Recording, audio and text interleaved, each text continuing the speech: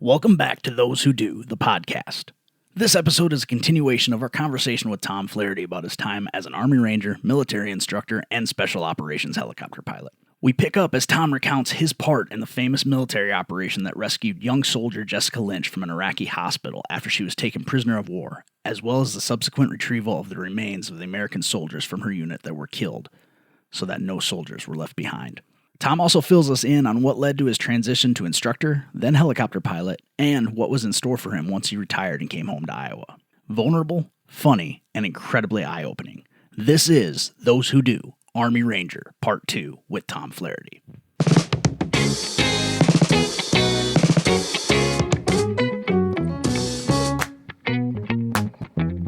Dude just like, fuck it, punches it, plow right through this steel gate. You will bleed off all the rotor speed, and you will lose control and fall to your death. The ground war has basically started, right? So dudes are getting minimal resistance getting into Iraq. But we hear this story about a National Guard unit up by Nasiriyah that had gotten ambushed and a bunch of people had been taken prisoner of war. Some of them were killed, but there was someone taken prisoner of war. So they start talking about us doing a hostage rescue and a recovery mission. We know for a fact that there's one girl that's still alive. She's in a hospital, and she had like 5 or 6 people from her unit that were killed, and they think that they're in the basement, like in the morgue of this hospital, and we're going to go get this girl and get these American bodies back. So we take off from Saudi Arabia, get on some planes, fly up into Iraq, and go to another airfield, staging field, and do some rehearsals, get this plan together, and we're going to go get this girl out of this hospital. This girl, Jessica Lynch, that we've all heard of, right? Big story. This is the girl that we're going to go get. So we get on trucks and stuff, and this is my first mission. This is my first mission of this war, my global war on terrorism experience, right? We're going to go get this. We're going to go get this teenage girl out of the hospital. So we planned for 2 or 3 days, did some rehearsals, load up on trucks, start driving from the airfield towards Nasiriyah. There's already Marines in Nasiriyah. I think they have the town pretty much surrounded or whatever. We're going to go inside of this hospital where this girl's at and get her out of there. So it's a combination of different special operations units, conventional Marines, aviation units, huge event. I was on the lead vehicle in the convoy going to the hospital. And I think it was like an hour and a half, 2-hour drive to get up there.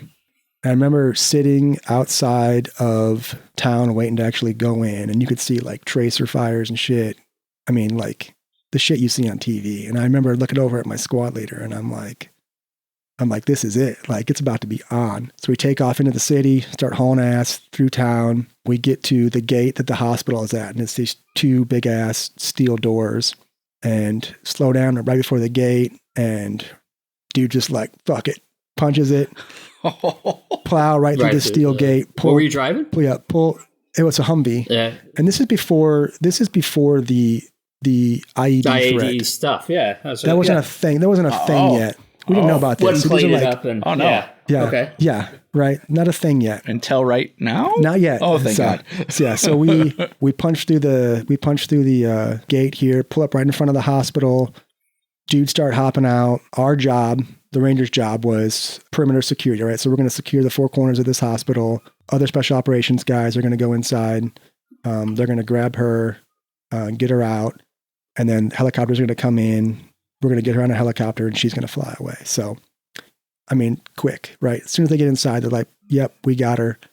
Bringing her out. Helicopter comes in, Black Hawk. They throw her on a helicopter. They take off to another airfield where there's a fixed-wing aircraft waiting, put her on the plane, take her off, and then I think she goes somewhere and then ends up back in Germany and then back in the States or whatever. So she's alive. I mean, like, amazing feeling, like, hell yeah, we got the girl. That's great. But how long until you realized how big of a deal that was? I think it wasn't right away. Like, first it was like, what an awesome feeling. Right. Like, I mean, it was a big deal to you guys right away. Yeah. But it became world. If I can, I mean, just contextually for people that weren't around then, or, this was like the first time we'd actually, like, the military had gone in and got a prisoner of war from the enemy in like forever. Yeah. Right. And so this is a big deal. Yeah. And, based on intelligence, we expected heavy resistance. There was going to be a fight. Right. And how this all came about was someone from the hospital. I don't know if you've ever read anything or seen the movies about it, but a guy from the hospital knew that she was there. This dude walked outside of town, like a dozen miles, to where some Marines were at. We're like, hey, there's an American at the hospital. And they're like, what are you talking about? They're like, go back, find out more information, and then come back and tell us. So dude walks back into town, find out who the girl is, gets like drawings of the hospital, where she's staying, gets intel for us, walks back out, and it's like, hey, this is where she's at. This is the room. This is the hospital. That motherfucker has a house here now, right? He's on cribs. I guarantee it. Yeah. Like shit. Yeah, he's making more than I'm making, I'm sure. Well, so they get this intelligence, right? That's how it all came to be. Because one dude decided to do the right thing. Yep. Fuck me.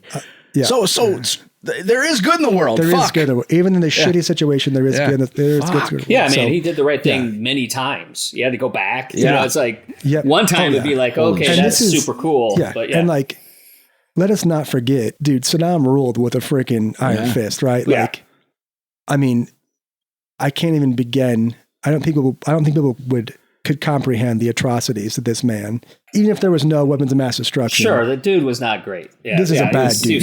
This is a bad dude. And we'll get, and honestly, that whole thing was a means to the end. Yeah. Like he had to go. Yeah.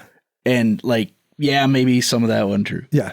But he went. Could have been. It made him go hide in a little spider hole. I mean, if he had the opportunity, would he have? Maybe. Yeah. And we can talk about more about him later. But because I think there's more to him than than the average person when meets the eye, right? So we get her out of there, great feeling, right? And they're like, hey, a couple of the doctors in there are like, hey, there's more Americans here, and they're like, what are you talking about? And they're like, well, there were other people that were with her that were killed. And so we kind of had an idea that there would be more Americans from her unit that were killed, because there was I think they were taken hostage, but they were given back. We got them back, negotiated to get them back. But we knew that I think there was 5 or 6 of them. I can't remember. They're like, hey, we'll show you where they're at. And we're thinking they're in the hospital. They're like in the morgue, whatever. And they're like, no, they're outside. And we're like, what do you mean? They're like, well, they were buried last week. So we don't have tools for this. But these doctors take us outside. I remember watching the doctors in their little white coats getting escorted outside the walls of the hospital. And there is a soccer field next to the hospital. And in that field are the shallow graves of these Americans that were in that National Guard unit with her. So, without tools, dudes were tasked with recovering these bodies. So I remember I was sitting there pulling security, watching my friends over there, and they're literally digging with their hands through this dirt. They're not finding anything. And then they get to a point where it's like, okay, there's something here. And I will never forget the smell. It's hot. Yeah. And that smell of, I've never smelled anything before. And I'll never forget it. And you knew right away what it was. Right. So they started seeing like clothes and stuff. And I think you heard dudes laughing. And I think it's like, how they were coping because it was so bad. Yeah. It was so fucked up. Like it was that whole inappropriate affect. Yeah. Where they're just like they're laughing. But that's not what they meant to be doing. No. Like it was like it's just how they were doing it. It's just how it came out. Yeah. It broke. Right. Like they broke. Yep. Yeah. That makes perfect sense. So they're digging, they find clothes, and they start finding the people, right? And they start pulling them out, and they're literally like coming apart.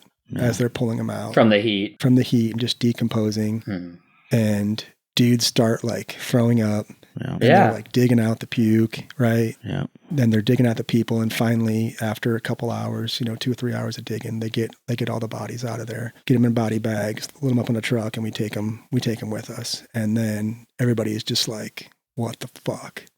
Like that was, you can't even, totally not what anybody was expecting, right? Yeah. Well, I'm just going to say right now, I don't think anybody that's listening probably, we hear about bodies recovered, right? They recovered the bodies of so that they don't understand. Yep.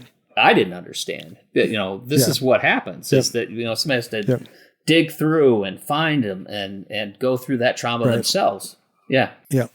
So we load back up on the trucks. Bad guys had a little surprise waiting for us on the way out. Took care of that and made it back to the airfield that we were staged out of. And at this time, there was still a threat of the WMDs, right? So like chemical weapons and stuff. So we're wearing these suits, just like charcoal impregnated suits. They're hot as hell, and you only got one of them right now, right? So it's like, and what the shitty thing was is when these dudes were loading up these bodies, they were getting shit on them. Yeah. So they had to wear these suits. Like you couldn't take your freaking chemical suit off. Right. And there's no way to clean it. So airplanes came and got us. We got back on the C-130s. Still a threat, an anti-aircraft threat. So we're flying like 50 feet off the ground in this C-130. Everybody's covered in this shit. Where are you flying? Where are you flying back to? We're flying back to Saudi Arabia. Mm-hmm. Okay. So yeah, we fly back to Saudi Arabia, and we just have like a little chaplain comes out and gives us a little like, like, thanks, Father Mulcahy. I appreciate this, but this is not going to help. He's like, guys, that was fucked. You know what I mean? Awesome. And he's like, you're gonna experience things over the next few days. And he's like, all I'm saying is, I'm here if you need, to talk. And it fucked some dudes up. Like, not so much right then, but like from then on out. Sure. Right? Like dudes were seriously fucked up. And that's totally understandable. Mm-hmm. So that was my first wartime mission ever. Fuck, I know. man. And I'm like, they can't all be like this. Well, so I got some bad news for you. That was crazy. Yeah. So I think a few days later, they decided the ground forces like getting into Baghdad almost like unopposed. So they decided that the need to jump in was not required. So we lost our history making jump into Iraq. Because you could just walk in. Yeah. And here's the deal. And they were like, we're anticipating like 50% casualty rate for this jump in. Jesus. And I'm like, Jeez. that's not good. No, also not statistically reasonable. But I'm like, I had the chaplain on my bird. I'm like, I'm at least going to get off the airplane. Like, I'm not going to get shot. I'm not going to get shot in the airplane. So do they, when you're like jump school and all of these things, do they even talk about, probably not, because you have no control when you're dropping on what happens, right? So they literally in airborne school do not talk about anything like tactical. It is simply the procedures for rigging up and exiting the aircraft and hitting the ground. Like there is nothing tactical. There's really no point in talking about what happens if the airplane gets hit because you're already in the process of jumping. Or if you get hit on the way down because you can't do anything about that either. Yeah. What are you going to do? Yeah. And we even had a first sergeant that jumped into Panama, and they had a dude on their plane that they're getting ready to stand up, they're hooked up, they're getting ready to jump out, and green light comes on. All of a sudden, this dude like hits the ground, and they're like, you fucking pussy, and they're all like kicking this dude. Had a heart attack? No, he had gotten fucking nailed. shot. Oh, got nailed. Yeah. And you can't hear anything, right? So he'd gotten shot.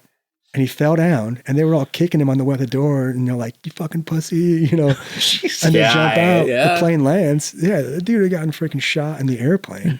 So it's like I'm the only one that got shot, you assholes.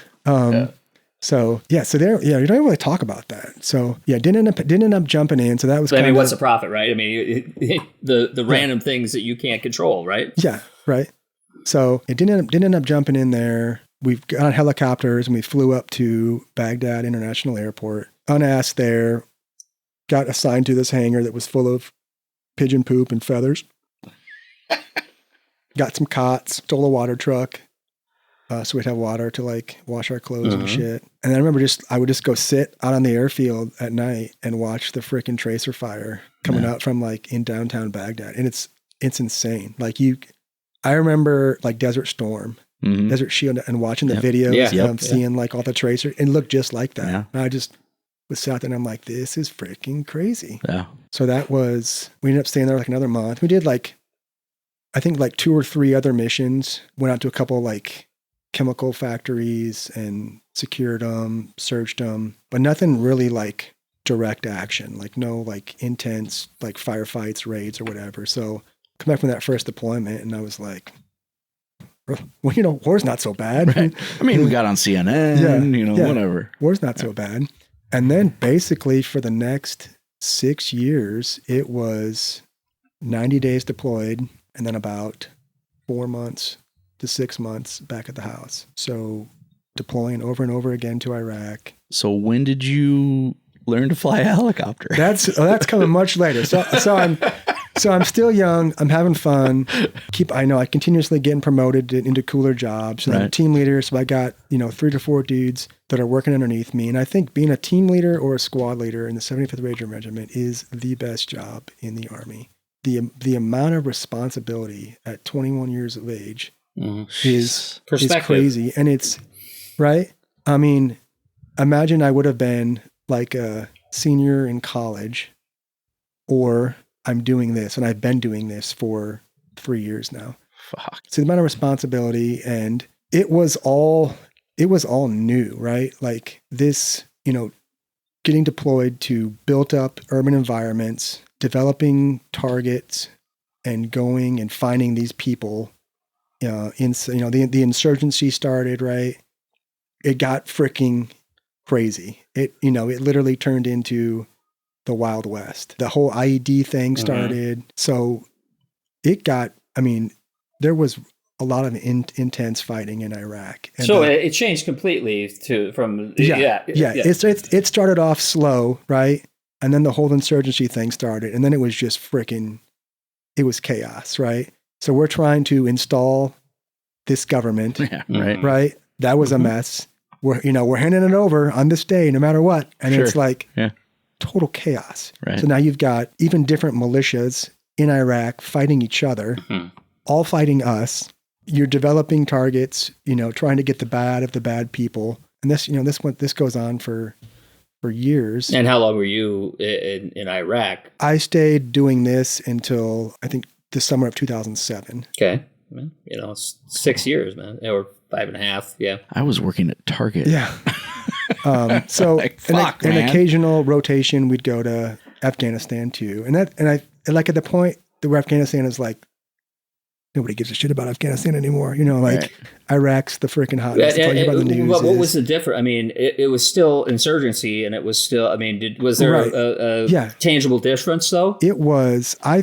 In my opinion, right. So you're fighting in Afghanistan, right? So you've got the Taliban dudes. You've got these guys these are the dudes that were like fighting the Russians, right? They were fighting the Russians in this unconquerable land, and these dudes, in my opinion, are legit, right? Like Afghani fighters, they're bad dudes, right? They've been training for years. Yeah.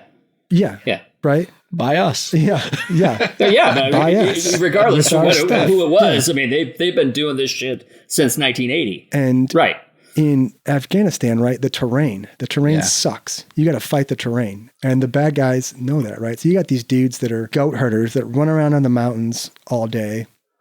And they're not wearing shit, right? They're wearing like their Nike shoes, their little man jammies. They got their little rack and their AK. And you're wearing body armor. You got ammo. You got, all this equipment and stuff. You're chasing these dudes through the mountains. But I think those dudes they're like the true believers, right? Wow. A different breed of fighters.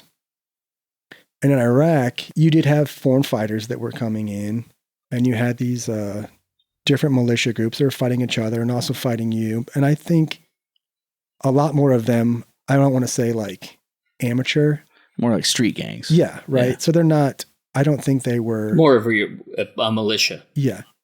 Yeah, right. And they would not like, they would take some shots at you, throw their gun down and run away, right? Like, and like I said, like the true believers, right? Like they'll fight. They'll stay, right? Yeah.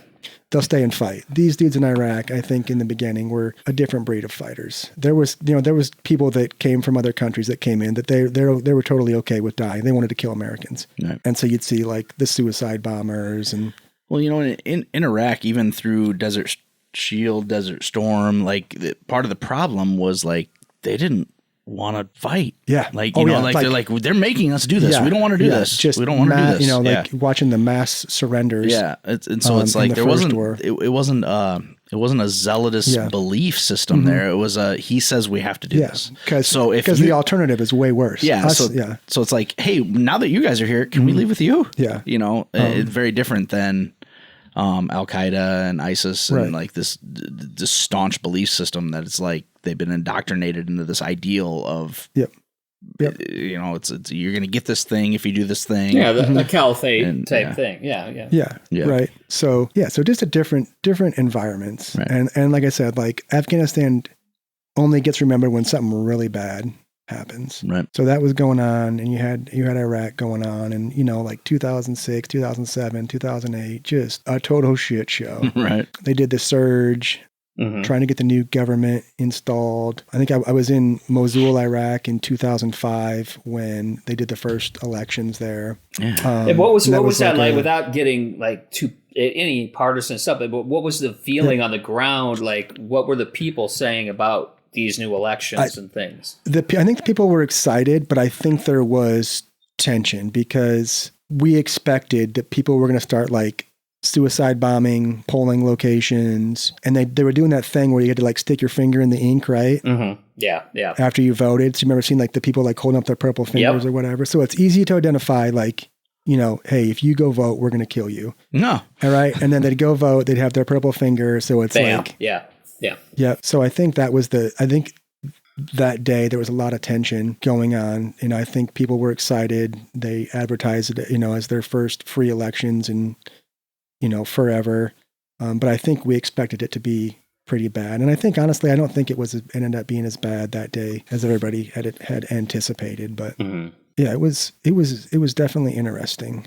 I think, I don't know, I had more fun in Iraq. To say that it's not exciting and fun, I'd be lying. It is very exciting to develop a target. You got your platforms overhead watching that target. You're watching this dude develop pattern of life, and then to finally get to go and action that target and, do your raid. Like, it's a rush. So what was the most, I don't want to use the word gratifying, but like, what was the most satisfying, like, hey, I did a thing that needed to be done mission that you did? I think for me, not necessarily a mission, but the most satisfying thing is that I always brought everybody home. I never lost anybody. Huge. That's fucking huge. To me, that is, I never had to go tell a mother or a wife or a brother or a dad,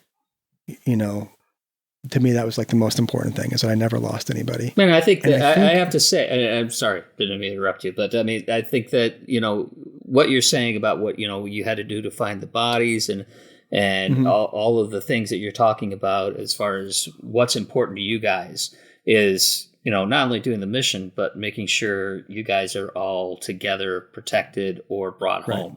Yeah. And that's something that some people lose. And I think, honestly, I can't think of like one where I was like, this is going to turn the tide. And I don't know if there is any of those. Because when you look back on it. Was there something like that in Iraq? I mean. Was there ever one? Like, when we got Saddam, like, people didn't throw their weapons down, right? It kept on going. I know they were doing that before. Yeah. So it just kept on going. So I don't know. There was no line to be crossed that you, That was pretty anticlimactic, really, if you think about it. Yeah. Like, it's like, hey, they got him. We got him. It's and like, then cool. Yeah. And now what do we do? And then there was a roadside bomb that killed 5 people today. Right. It's like, And then there's that YouTube video of his ankles. Yeah. And then he gets hung and it's like, we're still fighting. Yeah. And we're not going home yet. So what was the ripple effect?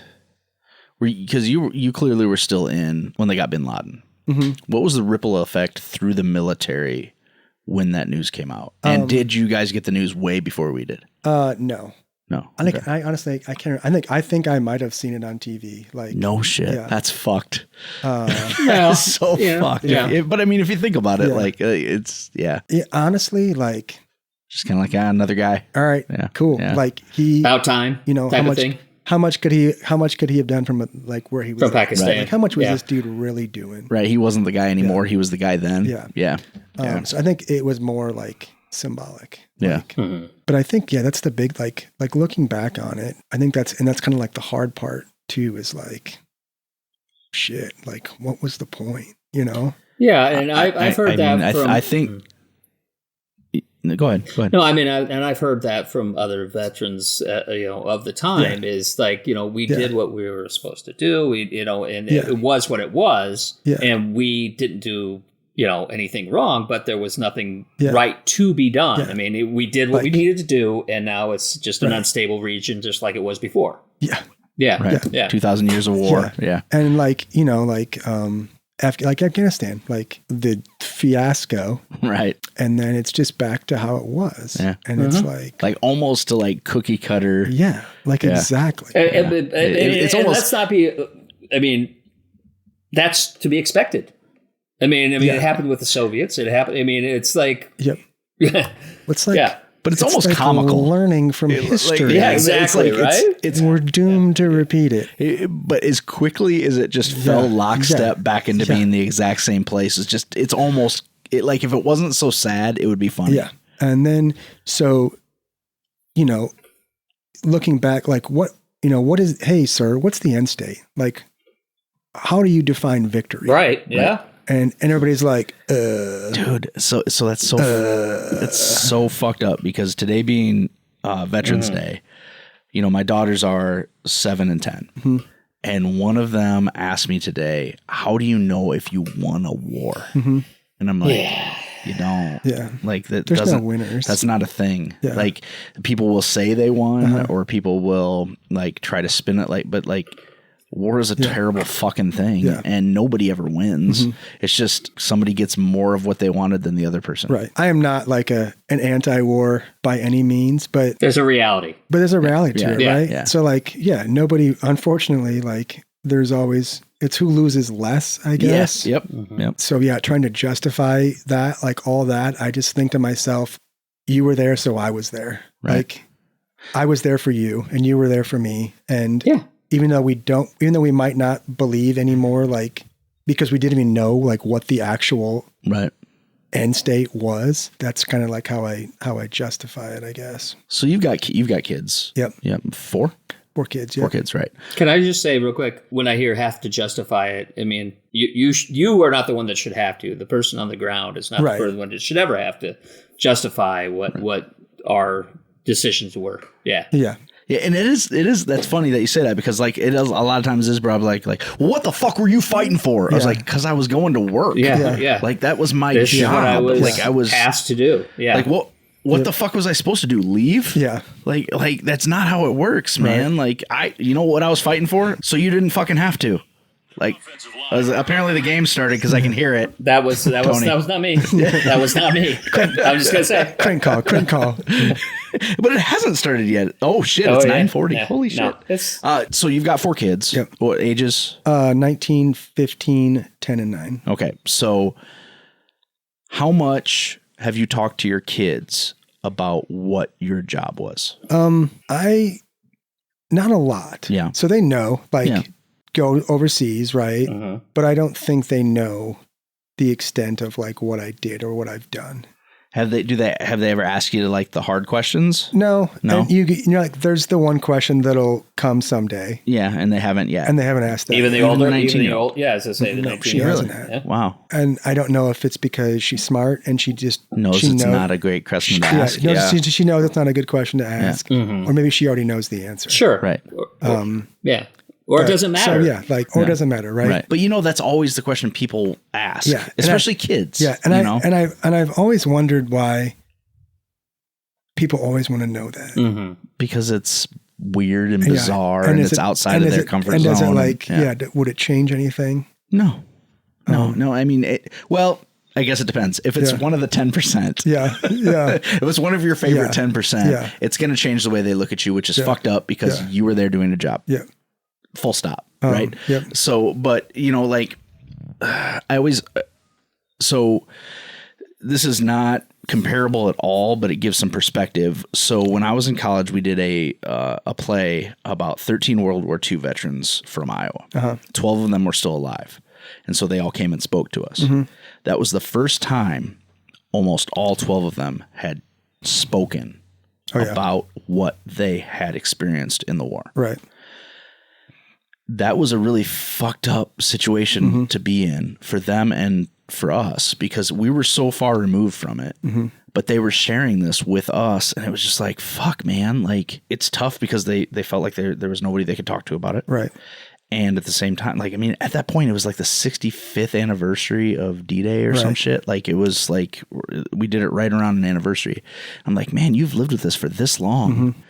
And I mean, if you look at it, I mean, at the time, there's a movie called The Best Years of Our Lives. I don't know if you guys have ever heard of it, but it's about guys that come back from World War II.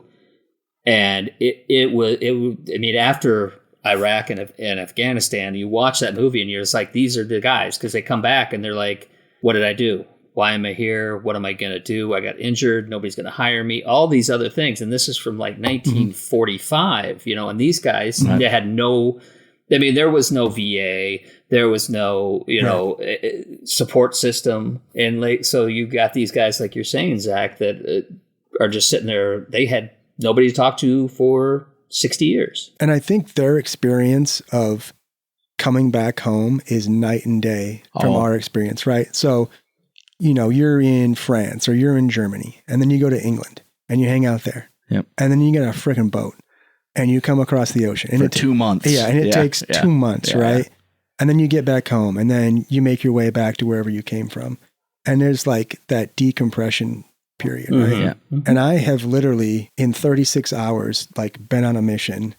And I'm eating dinner with my family 36 hours later. Right. There's not enough that time to. That's a failing on the military. Like, that is unhealthy for them to move you from that environment to that environment that quickly. To not acknowledge that there is something that you're going through. Yeah. Well, and at the like, I'll just put it into plain terms. To go from shooting a guy on Tuesday to eating fucking tater tots and fucking nuggies on fucking Thursday at noon, that's not okay.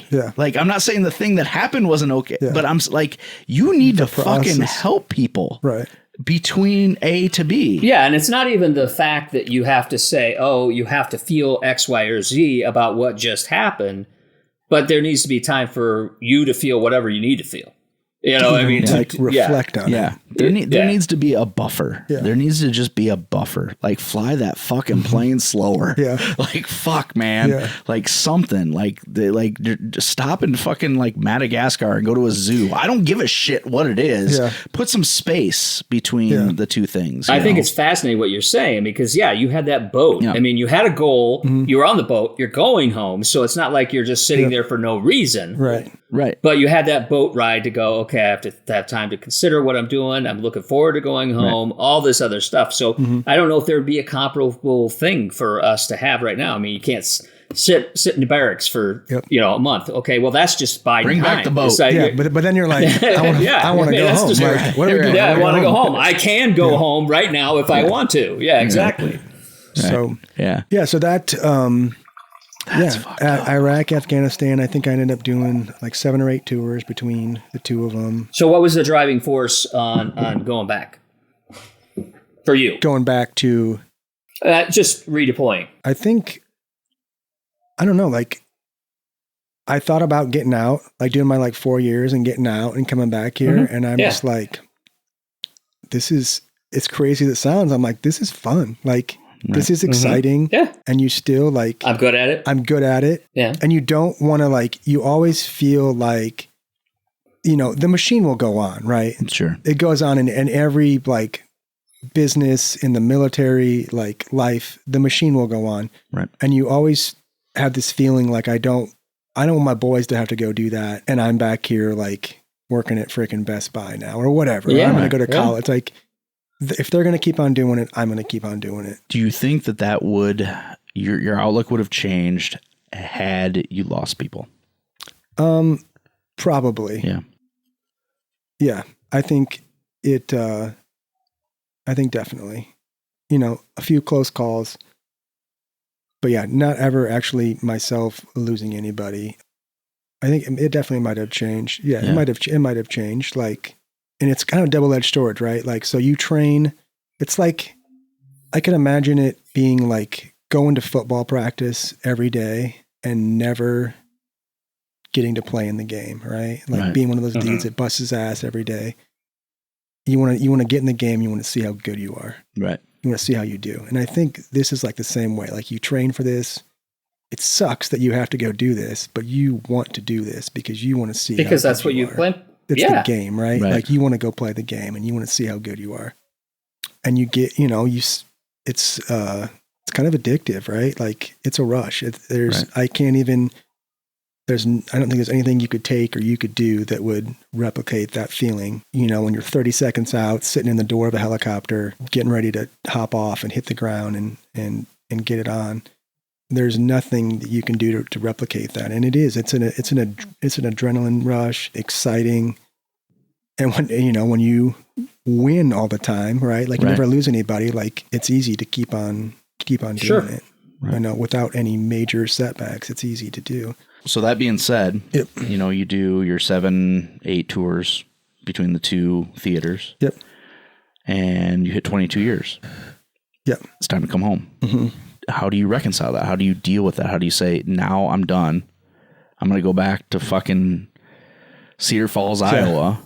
I think the older you get, the easier it gets. I think after having kids, your time becomes like much more precious, right? Sure. So you start missing things that are important in your kids' lives, and that makes it difficult. When did you and your wife meet? We met, I knew her I've known her since junior high. Okay. So how did you guys get together while you were in the military? Not that high school girl. She was boy crazy. No, actually, I think my wife's mom wanted her to date me in high school, but she was too, like, my wife was too good. Like, she wasn't, you know what I'm saying? Like, she was a good girl. She needed you to become a hero first. Yeah, she was, Dad won't let you in the house unless you got some medals. I was into a different type of girl. Right. So that's why we didn't date in high school. So what's your wife's name? Rebecca. So Rebecca, what he's saying is you didn't put out. Had you put out, things would have been completely different. I do want to step back because you asked a question earlier, Zach. Helicopter pilot.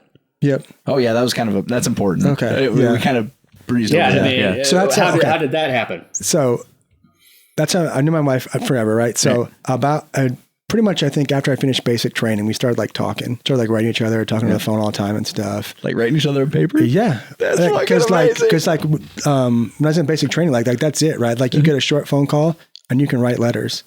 Like, not even fucking emails, but actual letters. Yep. That's hot. So I would send her letters. I would love getting mail. Yeah. Like, getting mail from is like the greatest. In basic training, is the greatest thing ever. So I started writing, talking on the phone and stuff. And then when I got to Savannah, we started like getting serious. I freaking talked to her. I talked to her all the time. I came home a couple of times. I flew her down to Savannah, and I was like, I think that, like, I was only 19. She was 20. But I'm like, I think this is it. Older woman. Yeah. I'm like, I think she's the one.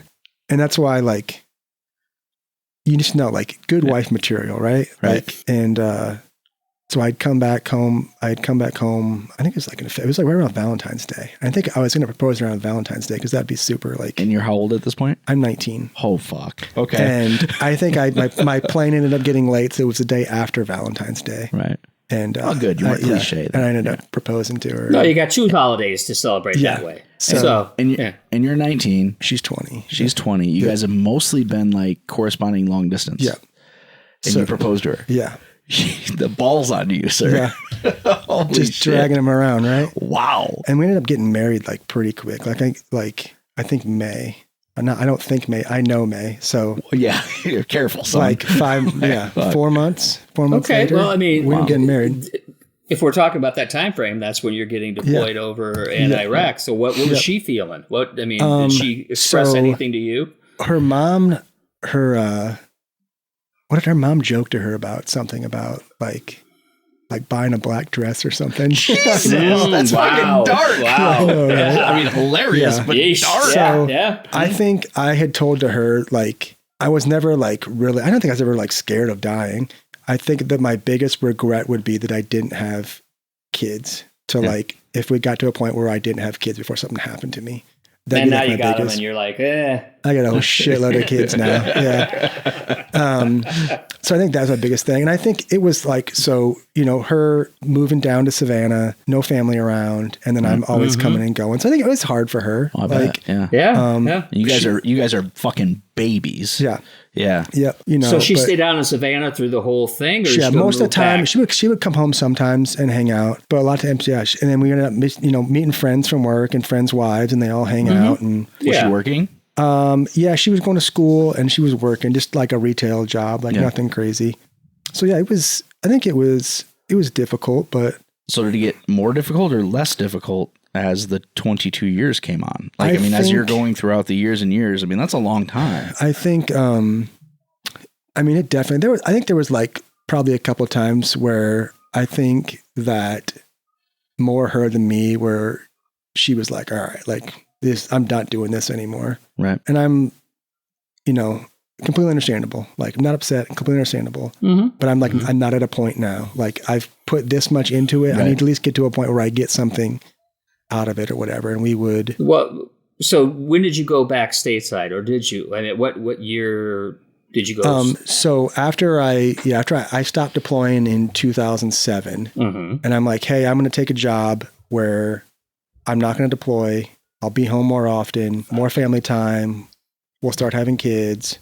That had been huge. Yeah. And so she's like, okay, great. Right. So I got a job, actually became an instructor at the Ranger School. So I started teaching, and I ended up staying there about 3.5 years. But I taught mountaineering. I taught the patrolling in the mountains, raid ambush, all the classes and stuff. And that was nice. It was. I think your dog just ate somebody. Jesus. I did not, definitely not a normal 9-to-5 job, but I'm home. Right. Oh, you know, I'm home a lot and I'm not deploying. And I think that was better, right? So we had our second daughter while we were up there, and it got better. But I think for me, like, the job satisfaction kind of declined. It got boring. It wasn't exciting. My friends were still deploying and they'd come back and tell me what the shit they were doing. And I'm like, dude, I got to get back in the fight. Ooh. Hey everyone, Zach breaking in here to the conversation. At this point in the evening when we're recording, Tom got a text message from one of the guys from his unit notifying him that a helicopter from his former unit had gone down and that 5 people were killed in the crash. Just as a point of perspective for how dangerous his job really was, and how the Brotherhood carries through even after he was out of the military.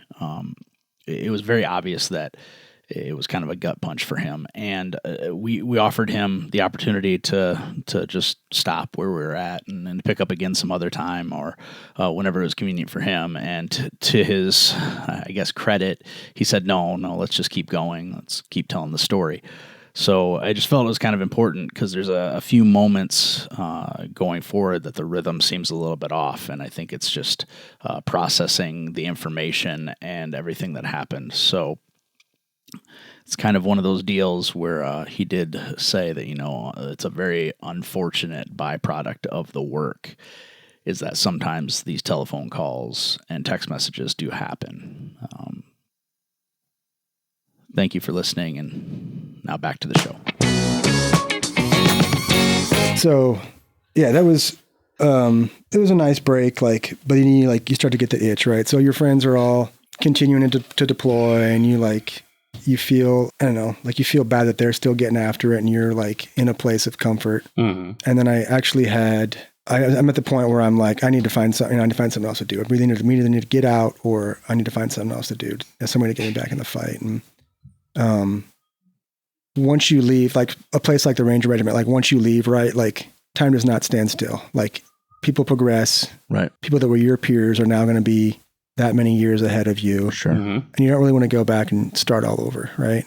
And they're going to give priority to the people that stuck it out the whole time, right? So I decided I got to find a different gig, right? I got to figure out something I want to do. I didn't want to go to the big army and be an infantry guy in the big army. I got to find something else I wanted to do. Well, so that would suck. Because that would really suck. Yeah, I mean, like, hey, I was elite, and now they're throwing me at things. I'm like, can't be doing that. So I decided I was going to look into flying, right? So this was like 2007, 2008? No, this is about 2010 now. Oh, no shit. Yeah. Okay. So I did that for about 3.5, 4 years. So you did training. You were a training guy. Yep, I was an instructor. Yep. So decided that to check out this warrant officer pilot program, right? So it's one of the only warrant officer jobs that doesn't require a feeder MOS. So like there's different warrant officer jobs. If you're going to be a transportation guy, you have to have a background in transportation as an enlisted person before. So to fly, no feeder background, right? I would feel like being a ranger would be a feeder background to whatever the fuck you wanted. Right? Feels like it. Like, say, hey, man, you can't be a cook because no feeder background. Like, motherfucker, I just was doing the shit, the thing, the stuff. Like, I can't peel potatoes now? What the fuck? So started the process, and it is a shitload of paperwork. Like getting a physical. They looked at your butthole again, didn't they? Packet of the fourth time. Packet of all this and all that, and getting recommendations. So, and curiosity-wise, I mean, when you're looking at your prereqs for physical stuff, I mean, what's the difference between pilot and ranger?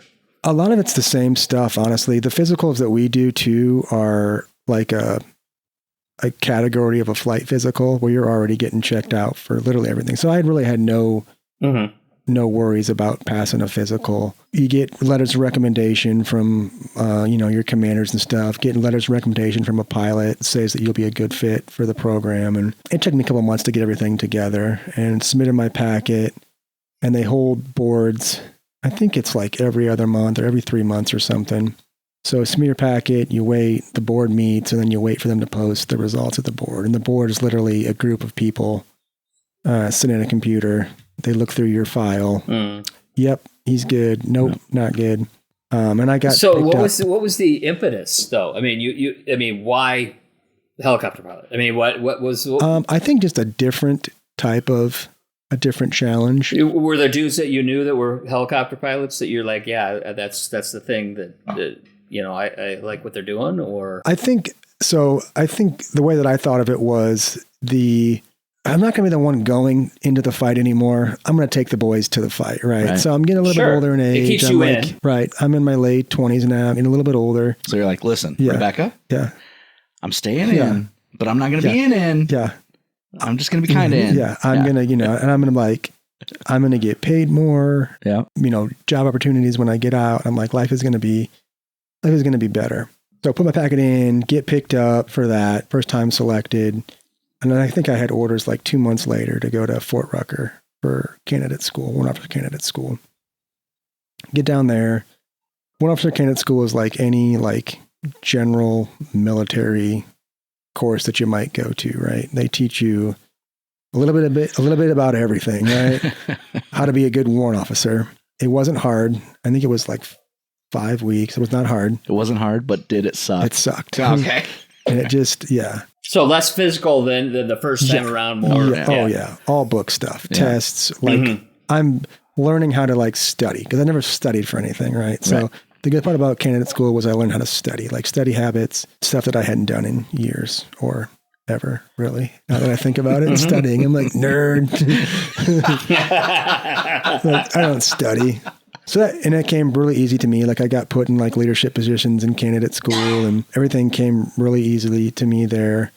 So you go through warrant officer candidate school and then you start the pipeline for flight school. Some people went to SEER. I'd already been to a couple SEER schools at that time. So SEER school, survive, evade, resist, escape. It's basically tools to help you if you ever become isolated to get out of that environment and get back to friendly. Are we talking ground or in air? On the ground. So okay. I'm trying to think of So if things didn't go okay in the air and you ended up on the ground. Have you ever seen G.I. Jane? Yes. Yeah. Okay. Do you know the part where they get captured. They're like swimming across the pond, and he finds the helmet and he grabs it, and then they end up like in a cage. I mean, it was 25 years ago. And they're like beating the shit out of them, and they're interrogating them and all that. Okay. That's Sears School. Oh, that sounds fun.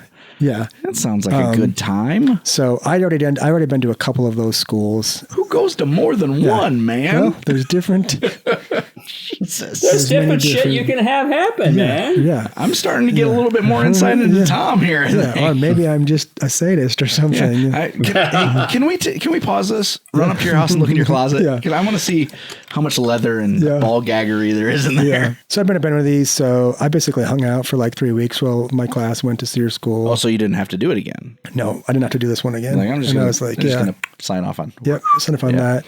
And then you do like a basic officer leader course, and then you finally start like flights, like no shit flight school. And it's an aeromed course. So they're teaching you about all the medical things that come along with flying, biology and physiology, and how flexor quads and whatnot, how flying affects you and all that. And was there a rank increase? Yeah. So I got, Warrant Officer 1 after you finish candidate school. So I had transitioned. I was an E7 as a sergeant first class. I had transitioned and became a Warrant Officer 1 after I finished Warrant Officer candidate school. So a little bump in pay, which was nice. Yeah, do like the aeromed class, and then finally you start getting in the freaking helicopter, and you're like, this is going to be awesome, right? And then take you to some simulator, and they're like, all right, this is how you start the helicopter. And it's like, click. You have all these checklists, right? And you start, there's like a million buttons, and you just practice like turning the helicopter on, turning it off. Oh, jeez. Now we're going to turn it on, and we're going to turn it off. And we're going to turn it on, and like something bad's going to happen, and then you got to turn it off, right? So you go through all that, and then one day you finally get to go out and get in a real helicopter, right? And they do your nickel ride, and it's you and your instructor pilot, and you hop in the helicopter, and he takes you out and shows you the area that you're going to be training in. He lets you like, touch it a little bit. Touch my stick. Touch a stick. Just fondle it. So we take off in this little Bell 206 helicopter, and I'm like, this is nuts. Like this does not feel good. Right? Not a good sensation in this tiny little helicopter. And we do our nickel ride, and I'm like, okay. I'll get used to it. Not a big deal. This will be okay. Can you tell us what nickel ride? Nickel ride. So it's kind of like the nickel. You're giving your nickel to your instructor pilot, and he's giving you a quick little tour. Oh, okay. So there you go. Yeah, you're giving him the nickel. Get your nickel ride. And so we get back from that, and I'm like, okay, this is weird. I'm like, it's okay. I'll get used to it. And I did. You jumped out of a plane one day, so yeah. Now he's got to stay in one. Yeah. So you get out to the airfield, right? And your first thing you're going to do is you're going to learn to hover. You're going to learn to hover this helicopter. And I tell you what, it is the most humbling thing in the world to try to learn to hover a helicopter, right? So you've got a control in your left hand, you've got a control in your right hand, and you've got pedals at your feet. Yeah. And they start off with one flight control. So you're going to take the cyclic. So you're going to hold that with your right hand, right? And you're just responsible for keeping us in one spot with this control, right? So you go forward, back, left, right. And he's like, okay, I'm going to have the other two controls, or you're going to have just the cyclic. I want you to hold us in this position right here. And you take it, and you're like, I got it. I got this shit. I got this. And next thing you know, you're all over the place, right? And then instructor pilot's like, grabs it, pulls it right back, rock solid. And you're like, Jesus, how did you do that? And you're like, okay, you're going to try this again, right? And you have it, and you're doing it, and you're like, I got this. And then you're freaking all over the place. And you're like, Jesus, this is freaking hard. Is this like a trick test, though? I mean, do you need the pedals to keep? He wants you to like just not be completely overloaded. Mm-hmm. So you're just going to learn one control at a time, right? Mm-hmm. And then next he does it with the pedals. He's like, okay, here's the pedals. I want you to keep us the nose pointing right in this direction. You have the pedals. And you're sitting there and you're like, okay, this isn't too bad. And you're just like, pressure, kind of pressure, right? And you're like, it's so bad. And he takes pedals back. And he's like, all right, I want you to take the collective. And he's like, I want you to hold us. We're going to hover at 10 feet off the ground. I want you to keep us at 10 feet. That's all you have to focus on is keeping us right here. And you're like, okay. So you pull up the collective at 10 feet. And you're like, I got this. And then you're at 20 feet. And then you're at 5 feet. And then you're at 15 feet. And you're just like, oh my God. 5 feet, yeah. You're like, oh, man, I'm never going to get this. And then he's like, okay, now you're going to do 2 at once. Oh, fuck you, and sir. Dude, and then eventually you're like at 3 at once, and you're like, is this all in the same session, or is this no? This is hours, right? Oh, okay. Dude, this is like hours. I was like, shit. Yeah. So I think like realistically about like 6 hours before you actually get good at hovering the helicopter, right? So he gives you all 3 flight controls. He's like, you got this. And you're like, I got this. You're locked in. And then it's just like, you're looking up. You're looking down. You're like, rah, rah. The helicopters are not parked next to each other for a reason, because you need space for crazy flight school students to not bang into each other. I mean, I've played a little Grand Theft Auto and flown a couple helicopters. I mean, it's not that. No, I played thing. Flight Simulator, Microsoft Flight Simulator. Okay, so I get where you're coming from. Yeah. Oh, shit. So, I mean, how much of that is gauges and how much of that feel? For the most part, it's visual, right? You're like looking. You're not looking inside the cockpit. You're looking outside. So it's a lot of feel. And then just like I said, like about 6 hours, like one day, your body just becomes like wired, and it happens, and you're just like, oh shit, I got this, and it's comfortable, and then you can be looking inside the helicopter, you can be looking outside, and everything just works, and you're like, oh shit, like. Why was this so hard? Why was I making this so hard? Why was I making this so hard? But then for like 4 weeks, you do like your primary when you're just basically doing traffic patterns like VFR, visual flight rules, traffic patterns type stuff, flying back and forth from the airfield. VFR is very different from IFR. Yeah. I know, because I read a drone book once. Oh, there you go. Yeah. So you're doing maneuvers, in and out to the airfield. And then, so did you know, right? If an airplane loses an engine, it kind of like... It's okay. Glide back, right? Yeah. Helicopter falls like a freaking rock. And you got to practice that. So were you like, maybe I want to be a regular pilot? Yeah. So you practice that? I think you just buried that, Zach. Oh. Yeah, so you buried that. They practice it. You just climb up, clean altitude, right? No. And then they roll the throttle off. No. And then you have to almost immediately take out all of the collective, because if you don't, you will bleed off all the rotor speed. Yeah. And you will lose control and fall to your death. No. Yeah. So I would say entering an auto rotation feels like starting a roller coaster, like coming over the hill of a roller coaster. And then once you're established in it, it's really comfortable. But the first like 2 or 3 seconds when you enter an auto rotation, it's not a comfortable feeling. I'm not comfortable right now hearing about it. So you practice those and you get more comfortable with doing that. Eventually to the point where you're auto rotating like all the way back down to the runway and landing with an auto rotation. Isn't that called crashing? It's controlled. It's very controlled. It's falling with style. Yeah, it's falling with style. No. Yeah. I do have a quick question. I mean, because I don't know the answer to this, but maybe you do. I mean, how many people get trained in helicopter piloting non-military? Non-military? That's a good question. It is very expensive. Right. To get trained to fly a helicopter versus an airplane. I would be willing to bet it probably costs 5 or 6 times more per flight hour to get trained in a helicopter. And my question being, I mean, in a non-military setting, yeah. Do they crash land? Do they do that on rotation? Oh yeah, I think every that is. I think that's part of the basic thing? curriculum. Okay. Yeah. Wow. Yeah. So you get through that, you do all your VFR maneuvers or whatever, and then you go to, I think, 3 weeks of instruments, right? And you start off with the same thing in a simulator, practicing taking off with 0 visibility. Just in case you're going to fly Kobe Bryant somewhere. Yes. Okay. Yes. Yeah, I understand. Yeah. This is like, you got to take this shit seriously, right? Yeah. Flying instruments, especially when you're not planning on flying instruments, is, I mean, we know what happens, right? So you have a non-controlled crash. Yeah. And based on what I know now of that crash, that had to be terrifying. Would they have even known though? Oh yeah, they knew. Or was it just, it was over? They were falling out of the sky at over 3,000 feet per minute. With no idea of altitude. Yeah. So did the helicopter just fail? So I think what happened is he put the aircraft into an unusual attitude where he could not recover.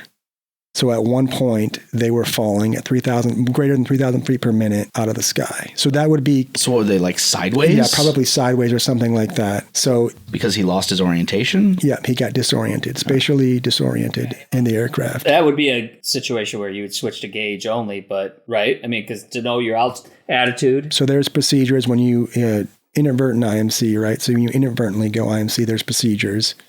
And it looked like he probably punched in the clouds and then tried to turn to get out of the clouds, got spatially disoriented, lost control of the aircraft. It can be completely debilitating. Like, right, because you think you're doing one thing and you might be inadvertently doing the exact opposite. Every ounce of your being is telling you that you're feeling something, right? Your proprioceptive, like your skin and your muscle and your bones are telling you that you're doing one thing, but your brain is looking at something, telling you that you're doing something different. And you're just... So which is right, usually? The gauges. The gauges are right. No part of you, just the gauges. Trust your instruments, right? Trust your instruments, right? Your body, like the semicircular canals in your ears with the fluid moving around, like you can literally... Can fail you. Yeah, your brain is telling you what you should do. Right, yeah. It's tough. That's hard.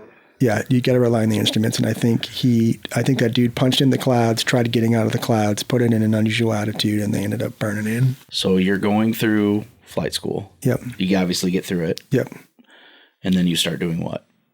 So I went to a General Support Aviation Battalion in Fort Carson, Colorado. I'm a Chinook pilot, right? So after I got through all my training aircraft at Fort Rucker, I got assigned to fly Chinooks. Those are the big ones. Big Daddy. Double rotors. Yep. Tandem rotor. Yep. Oh, fucking, you got the nuts on you, you big fucking show off. Yeah. All right. So that's what I got. They rank you in your class, and then based on your ranking, you get to pick what aircraft you want. All right. What was your rank? I was not the top. I was towards the top. I was towards the top, but I was not all the way at the top. And you're like, you know what? I want to fly something that can lift tanks. Yeah. So at the time, like everybody kind of knew that the Kiowa, the OH-58 Kiowa was getting phased out. So it's either going to be Blackhawks, Apaches, or Chinooks. And ultimately, I wanted to be in a Chinook because I wanted to be the dude that took the freaking special operations dudes to the target, right? So pick the Chinooks, and I'm going to go to the Big Army for a little bit and do a tour with the Big Army and the Chinooks. So I got assigned to Fort Carson, Colorado, the General Support Aviation Battalion. And I get out there, and there's no helicopters. There's no nothing. Well, this is awkward. Yeah. There's a hangar that has no equipment, no people, no nothing. Pigeon poop and feathers? Yeah. And I meet my company commander, and he's like, hey, welcome to Fort Carson. We're standing up the unit here. We'll get helicopters in a couple months. Oh, my God. Yeah, you're going to be my supply guy, and I need you to start... Hang out, have a beer. Getting stuff, right? Oh, gross. So I'm going around getting literally like an empty office. So I'm getting like desks. I'm signing for computers. I'm setting everything up, right? Ridiculous.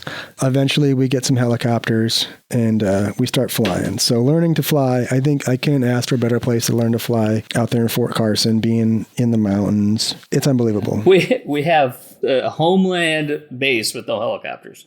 Yes. Okay. Yeah. But it was getting stood up, right? So brand new aviation unit. Great place though, Fort Carson, like training in the mountains, a whole new respect for flying in that environment because it is absolutely terrifying. The shit that you can get into flying in the mountains, like where you are just like, dear God, let us make it home.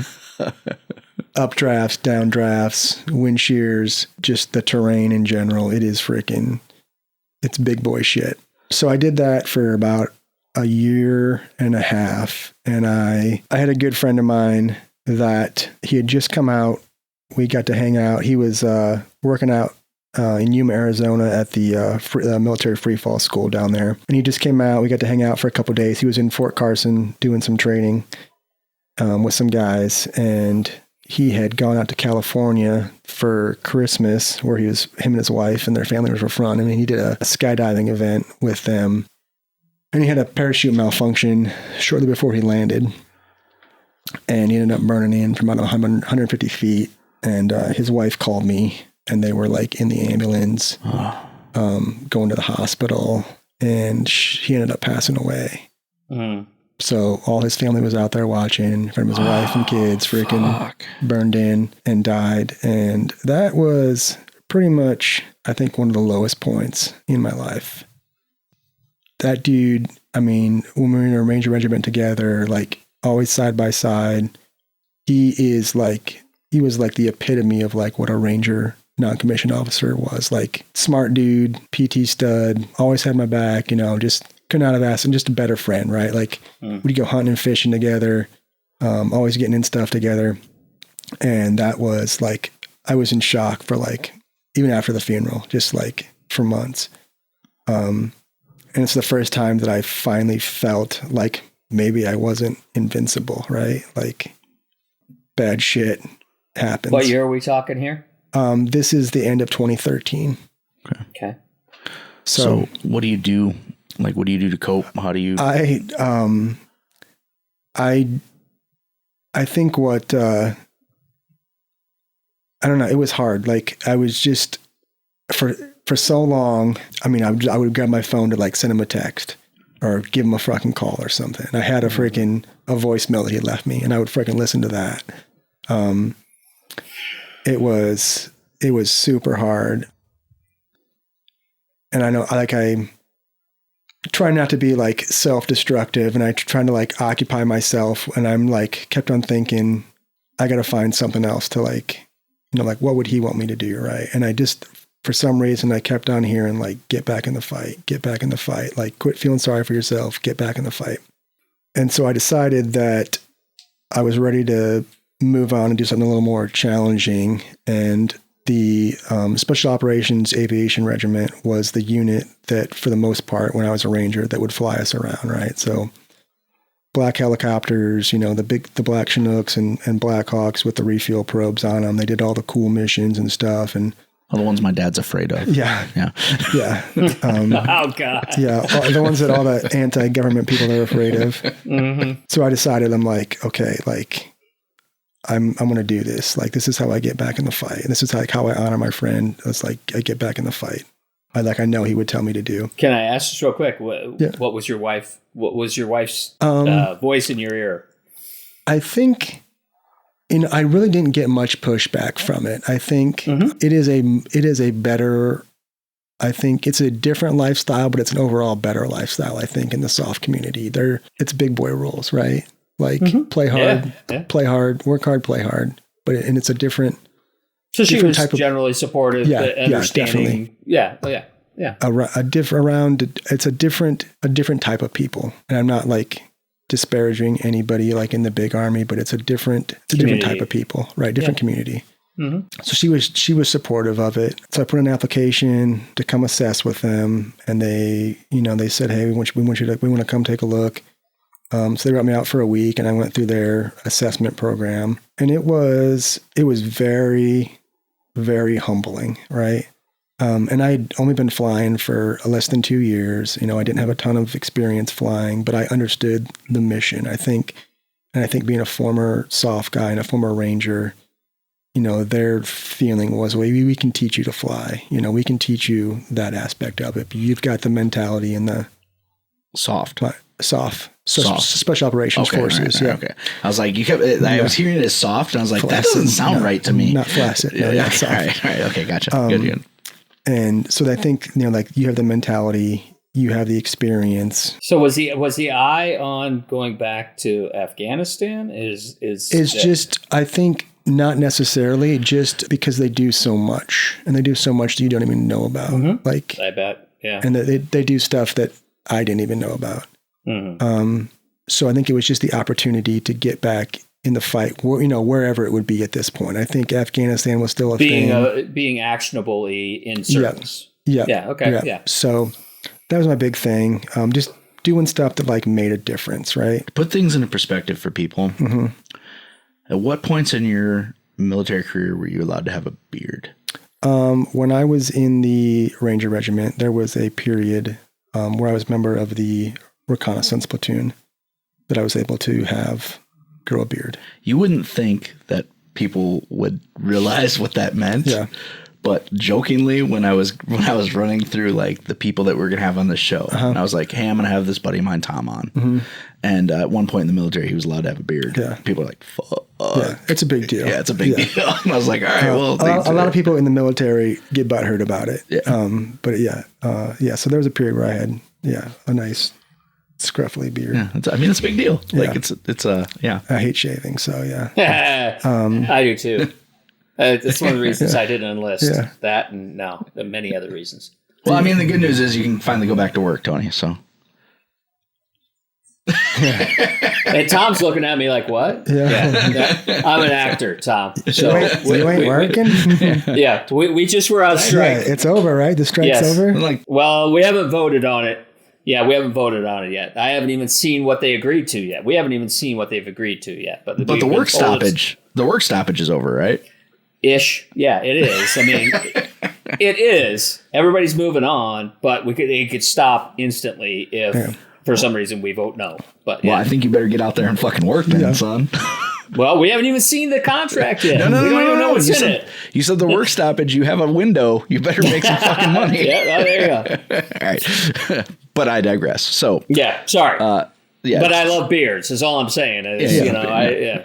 So you decide, hey, I'm going to go be on yet another special operations. Right. Because I'm mediocrity is it's for the weak. It's not my thing. Right.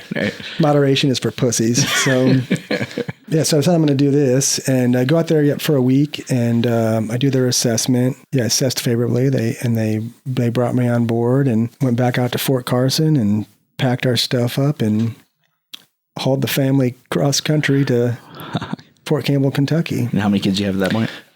We just had our fourth then. Mm-hmm. So packing all the whole fucking all six of you. Yep. So you went from Georgia to Colorado to Kentucky? Okay. Yeah, so went to Fort Campbell, Kentucky, and bought a house up there and got settled in and started going through their Officer Green Platoon program. And that's basically their train up program to get you basic mission qualified. So you've got basic mission qualified pilots, you've got fully mission qualified pilots, and you've got flight leads. And just with experience and training, you work your way up. So now do you go into this special assignment? Mm-hmm. Does that come with a promotion or anything new? No, not necessarily. Not necessarily. No, promotions are the same as anywhere else in the regular Army or whatever. A little extra pay, a little incentive, for putting yourself out there, I think. And I think that's more, I say that's like more for the families, like a little extra pay for your family for putting up with what you're putting them, Well, listen, I watched Top Gun Maverick, and I know, he never went up. Yeah, I'm just kidding. Don't even bring up that movie in my house, because I'm not kidding you. Jenny has watched that movie no less than 3,412 times. But he never got a promotion, is what I'm telling you. Still a captain. Should be an admiral. Jennifer Connelly. Yeah, right. How does she do that? So, money? I don't know. I mean, like, do you think she's a lizard person too? Like, well, I think. Or do you think she's a real? You mean because she doesn't age? Also, yeah. I mean, she's younger than him, though, right?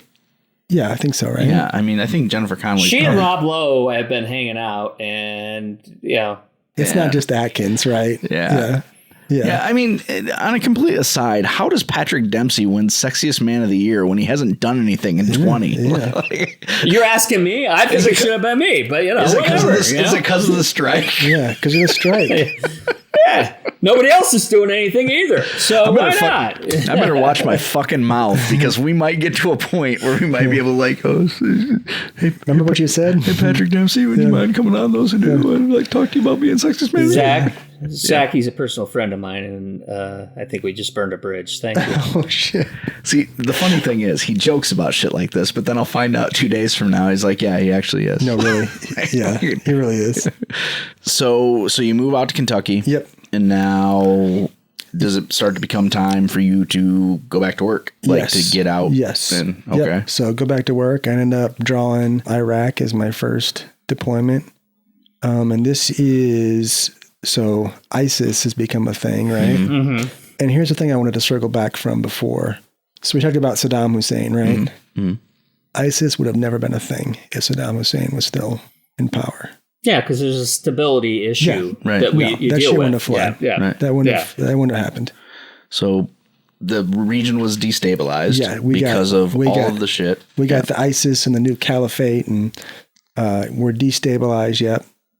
So I ended up doing my first pull overseas. Ended up being back to Iraq. So how okay, let me ask you real quick before when you first arrived, is it different? It is exactly how I remember it. Oh God, it's hot. That's and it smelled but the atmosphere. I mean, the I say geopolitical, but I mean the local atmosphere is different. Much different. Oh yeah, much different. Yeah. It. But yeah, I would like. Oh shit! I've been there before. I've been there. And it's cool, like seeing it from the air this time too, because like holding a perspective, and then like all where these like big battles were in Iraq, and you fly over them, and you're like, "Fuck, that was it! Like that was right there!" Like, it looks different now. Doesn't look that big. Yeah, doesn't look that. Yeah, you fly. Doesn't look that explodey. Yeah, you fly over all these places where there was, you're part of these big battles, or even just little stuff, and yeah, it's cool to see it from a different perspective. So you do that for how long? I started. I think I ended up staying there. I was almost 8 years. And you would stay over there for? We did anywhere between like 30 and 90 days. And then you'd come home? Mm-hmm. And stay home for how long? Whatever, Until they needed you? We did a lot more training inside the States too. So we would go out to the East Coast, out to the West Coast. We go down south. We'll train with other units all over the country. So when you're back at home station, you're really not always at the house every night. There's lots going on. People are coming to you to train with you. You're going to different places to train with other people. So would it be fair to say that there was a lot of instances where it was like, Tom, we need you for something? There's a few times. Yeah. Yeah. So that was kind of the way that job worked. Yep. It wasn't so much like, all right, you're going to have 4 months at home and then we're going to cycle you out with somebody else. The calendar was constantly changing. How did that affect your own life? I think right towards the end, there was a time where I got asked to go help somebody on a project. What do we call them? A project? Project. Yeah. No, that softens it a little bit. Yeah. He's like, I want to ask you if I didn't need you. And I'm like, you're my boy, and I can never say no to you. Right. So even though I just got back from something else, I'm going to go do this. Well, and asking it that way is super fucking manipulative. Yeah. Fuck. And so I was like, yeah. And I just, without even asking the wife, I'm like, okay, they need me. I got to go do this. How'd that go? It did not go well. Yeah. And she's like, I'm not going to be here when you get back. And I'm like, okay. And she's like, I don't want a divorce. She's like, but I can't do this alone. I need help. I'm going home. And we'll just figure it out when you get back. Okay. And I'm like, I understand. I'm like, I got it. But I'm like, I got to go do this. Right. So we left it at that. She's like, good luck. So she's back in Iowa at that point. Yeah. Well, she was going to go back to Iowa. She go back to Iowa. I real quick, I have to ask. Yep. So you said you go back for training. Are you training for specific missions? Just specific tasks, tasks that need to stay current on. So hypothetically, we may need to do this thing in a little while. Yeah. Let's go train for that, just in case we hypothetically need to do say in hypothetically, 42 days. There's this guy, and he's a bad guy, and he might be on a deck of cards. We don't know. Yeah. We don't know. Yeah, you never know. Yeah, so there's different tasks that you're with different units that you're just staying current, planning. Okay. I think that's the big deal about our unit compared to other units is the contingency planning and the different levels of contingencies we can go into. So now with all the flights, do you know approximately how many flights you did? I have no idea. Okay. Let's say let's say it's 40. Maybe it's higher, maybe it's lower. Of those quote unquote 40, everybody came back. Yes. That is very rare. Fantastic. Well, it's fantastic. I have never been on, I take that back. I have been on one mission in my life where an American was killed, and it was not due to enemy. Woof. Yeah. That was a tough one. Yeah. Yeah. But yeah, I have never been on a mission where we've lost an American. I mean, I would have to assume that would almost be harder. I think yes. Yeah. because it's like, fuck. Yep. We covered everything except that. That was actually when I was in Mosul during those elections. Yep. There was a vehicle accident where an American was killed. And that was, that's tough when it's not at the hand of the... But being a vehicle accident a little better than at being a friendly fire deal, at least. Yes. Because that's where I thought you were going with it. It was thankfully not that. Yeah, it was definitely shit, but thank God it wasn't something like that. Yeah, but I mean, easily something that could have happened at, freaking Washington and Mitchell. Yep, 100%. And then I think that's what I kind of cushioned it. With my wife too, I'm like, I could get by a car walking across the street to get the mail. Like when it's your time, it's your time. And honestly, far more likely than a helicopter crash or whatever. Yep. So it, I think never lost anybody. No Americans. That's amazing. Yeah. I mean, really, if you think about it, something to be grateful for. Yeah. Yeah. 100%. So you get done. Your wife comes back to Iowa. So back to that, right? So she's like, I'm not going to be here when you get back. And I'm like, understandable. Like, we'll work it out. Like when I get home, but I got to go do this. And, I had told one of my good buddies that I talked to, and I'm like, hey dude, here's the deal. I'm like, just had this conversation with my wife. I'm like, this is what's happening, right now. He's like, that's bullshit, dude. Like, you do not need to be going and doing this. I'm like, it's done. It's not, not a big deal. We'll go handle this. And we ended up having an extra person that was an extra pilot that was going overseas.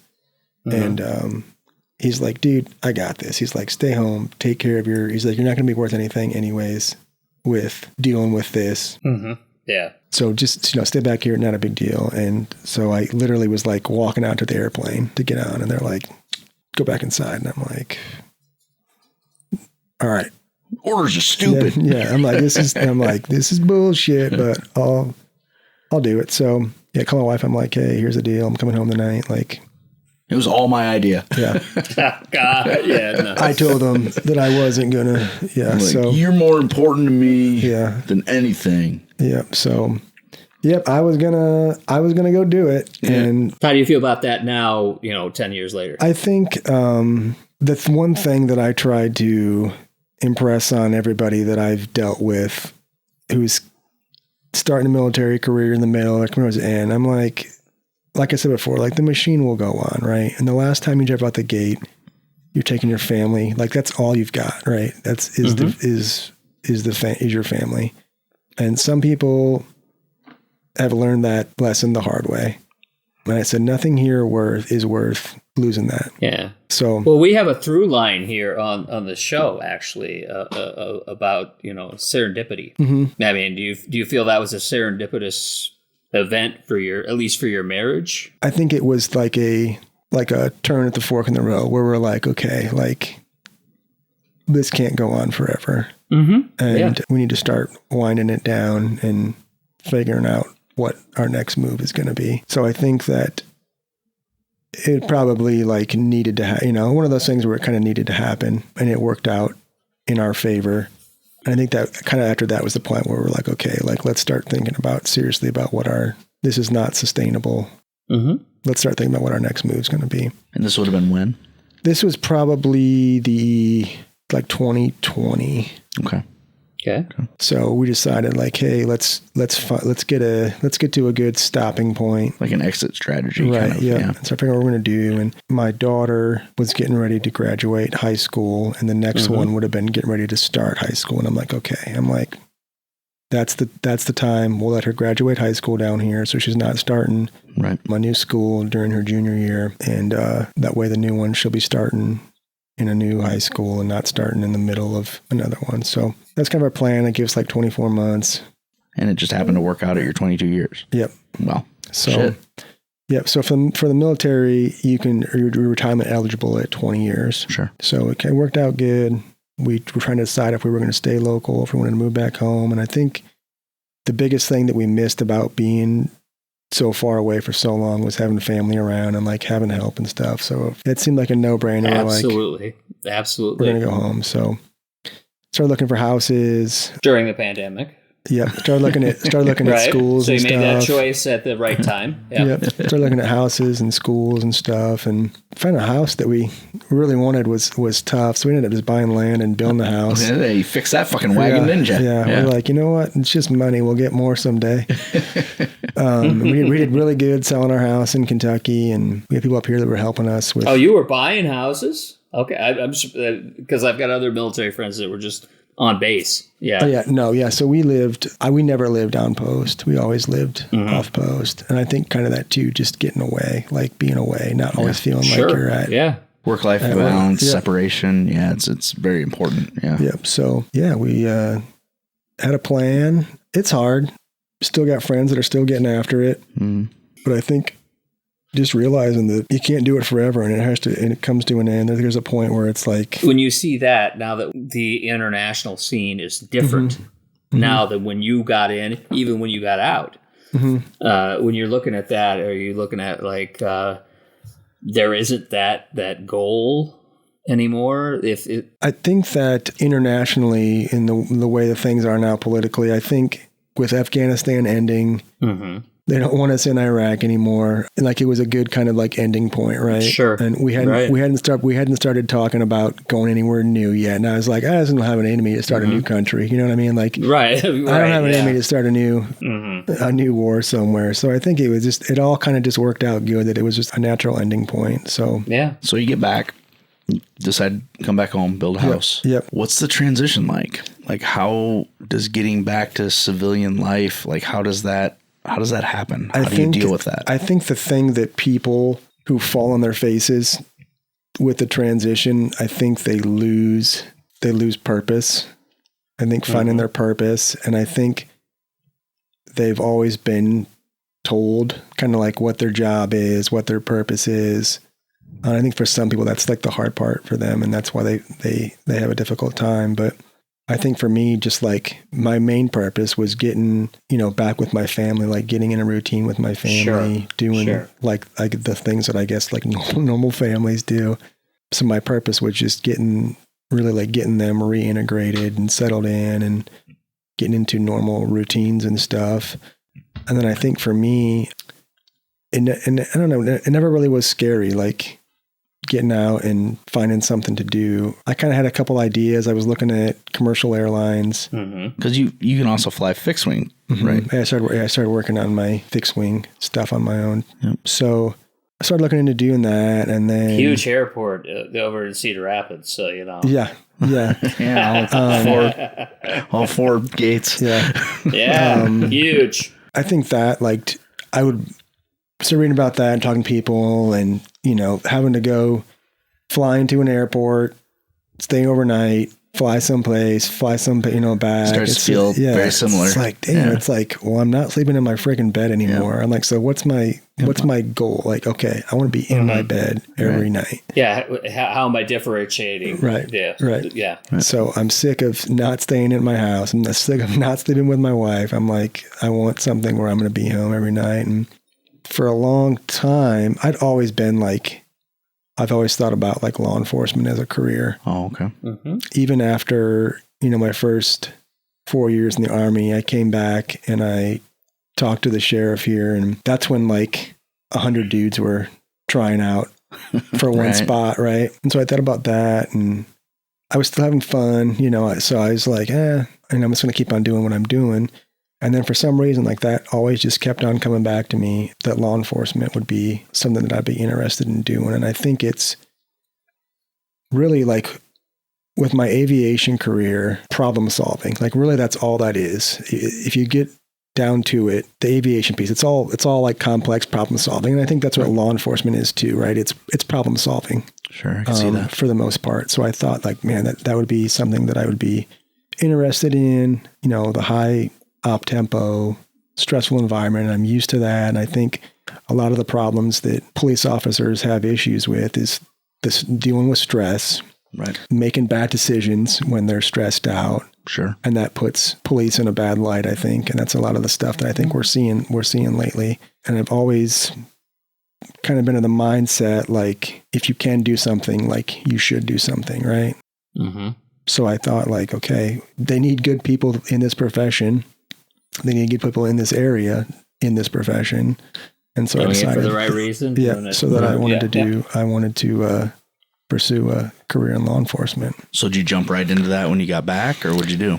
Yep. So I actually, before I retired, before I even came back, about a year out, I started looking, trying to figure out where I wanted to work. And I knew generally the area that we wanted to work in. I started looking at who had openings and kind of talking to people about what they thought about who they worked for and what the job would all entail and stuff. And I decided on the sheriff's office in the local county that we were going to be close to. It wasn't the county that we lived in, but it was the one that's close to it. And I started going through the application process, and it was not quick.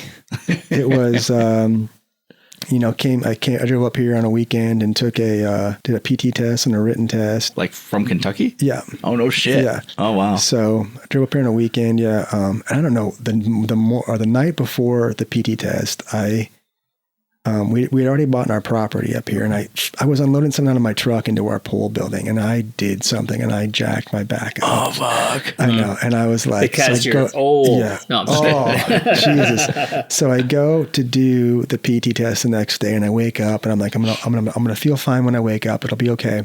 Well, the next morning, it was not okay. I was freaking never been there before. Yeah, I don't know what you're talking about. Hurting. It was bad. I couldn't even hardly stand up straight.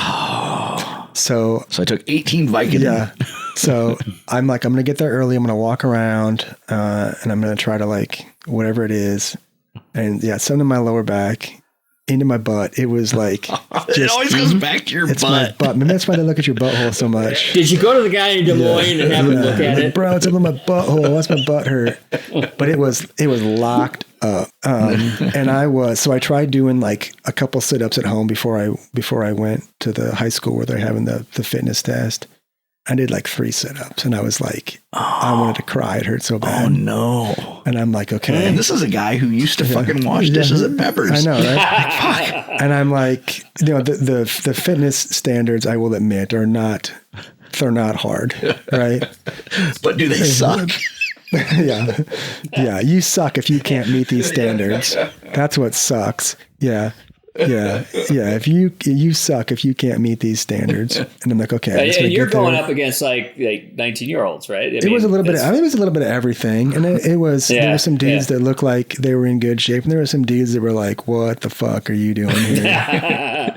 It's a hope and a prayer. Yeah. Hope and a prayer. And I'm like, I just gotta bang out a few sit-ups, bang out a few push-ups, and then go run a mile and a half. I'm like, I got this.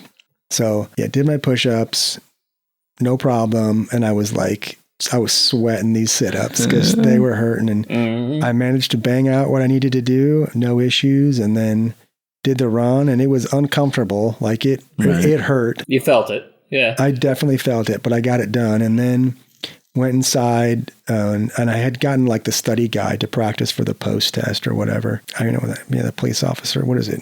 Post, I don't freaking know. It's like just a public service test. It's like a civil service test, right? So it's like reading, writing, and arithmetic. Yeah, I think it's the same test like you take to be like a postman or like a garbage collector. Yeah. So, well, let me ask you this. I mean, sir. you're fairly new into law enforcement, right? I mean, comparatively. Mm-hmm. Do you feel like you're affecting the culture of the division you're in, or vice versa? Or, I mean, obviously you're bringing in something that not many people in that department have seen. How is that reflecting on you and on them? I think that I would like to think that I have a positive impact on the people around me at work. Yeah. I know that there was dudes that they were not in the greatest of a physical condition that I convinced to come work out with me. So like stuff like that. Even something like that. Yeah. I mean, we're not talking geopolitical anything. Yeah, I mean, it's like, this is what I did for 20 years to be prepared for the ultimate thing. Yep.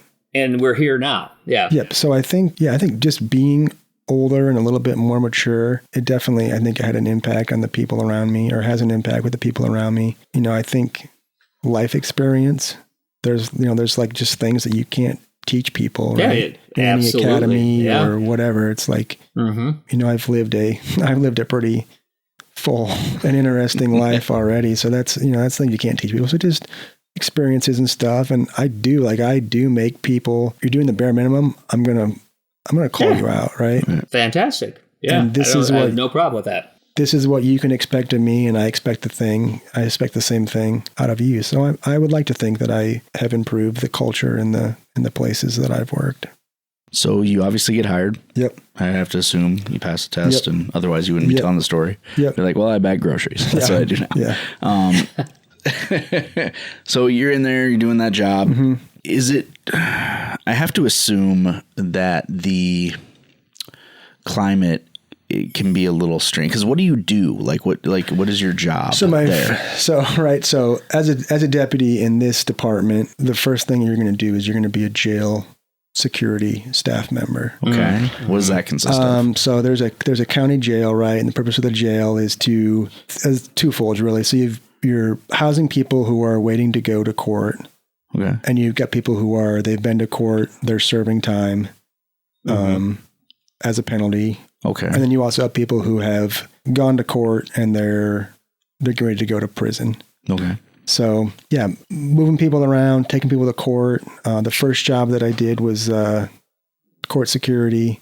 So we have a couple of deputies that are responsible for security at the courthouse, and then they also bring people back and forth between the jail and the courthouse to go to court. And then transports. I would take people, like they had doctor's appointments or dentist appointments or whatever, take them to those appointments. Extraditions, I would drive to different jails, some in-state, some out-of-state, pick people up, bring them back to Iowa so they could do court. Transfers, picking people up between point A and point B and dropping them off or picking them up. So a little bit of everything in that job. How has that transition been for you? Easy. Yeah. Like I said, I'm at home every night. I'm in my bed every night. So you're getting what you want out of it. Yeah. Yes. I'm not missing, kids events and whatnot. I'm there for all their stuff. And so important. Yeah. Do you find the slower pace to be frustrating? There's times where I think the best part about the job was I could leave it at the door when I left.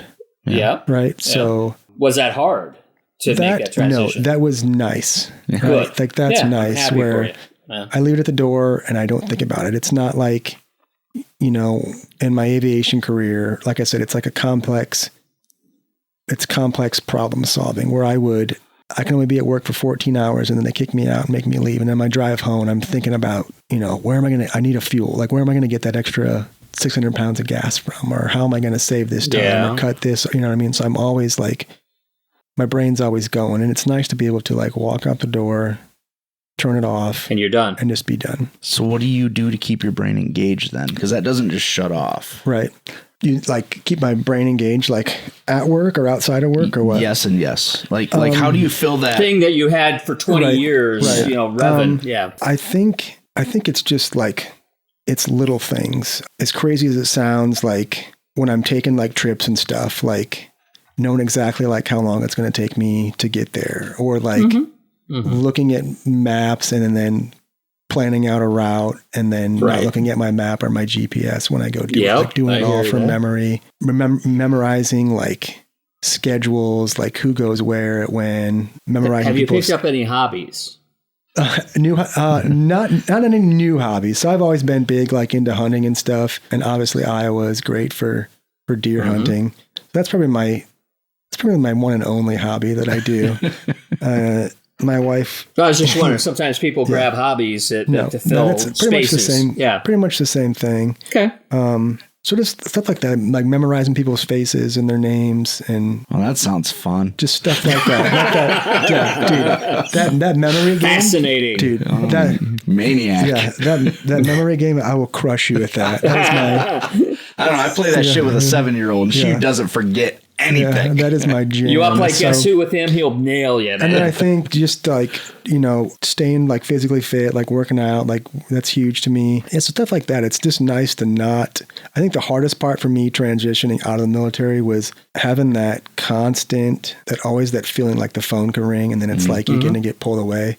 Or I know I'm deploying in 3 weeks. I got to get so much shit done at the house before I can leave. Now I've got 2 weeks left. I'm like, I'm not going to get this all done. I've only got 1 week left. I'm never going to get all, like always having that feeling has been hard to let go. It's weird it's kind of weird because even asking the question is like, you should feel like something's missing, right? Yeah. I mean, but it doesn't have to be. I mean, it's a transition. It's a time and space that you're in your life, and so, sometimes it feels like clearly you have to have something to replace the thing you did. Well, and like, I have to believe that, when you're our age and you go into a new career, you're also surrounded by people that are not our age in a new career. And do you find that like going into a career where the stakes aren't quite as high as they were in your old career, and then you're surrounded by young people who probably believe that the stakes are as high? Right. Like, is that, how do you reconcile that? How do you deal with that? Like, is that annoying? I think I've like in my mind a lot. I don't say it out loud, but I'm like, calm down. You know what I mean? Like, calm down. Maybe you should say it out loud. You should maybe, yeah. Well, I mean, because, like we see, and it's probably overblown, but there has been a militarizing of the police. Like, that's a thing that's happened. And you get all these cops that are just like, I'm going to war. And you're like, motherfucker. Honestly, and honestly, like, I hate that, right? Yeah. I hate when I see law enforcement, like SWAT teams, wearing the same camouflage as, like, right? So, you don't need that. You don't need that. Yeah. What do you need that for? I like it better when coaches on the sideline are wearing camo. Yeah. But anyway. It looks like, it looks cool, but... We were talking to Joe about the same type of thing, right? I mean, another guest about, he went into it going, I'm going to kick some people's asses and set things straight, and so that was as a young guy, that's where he went.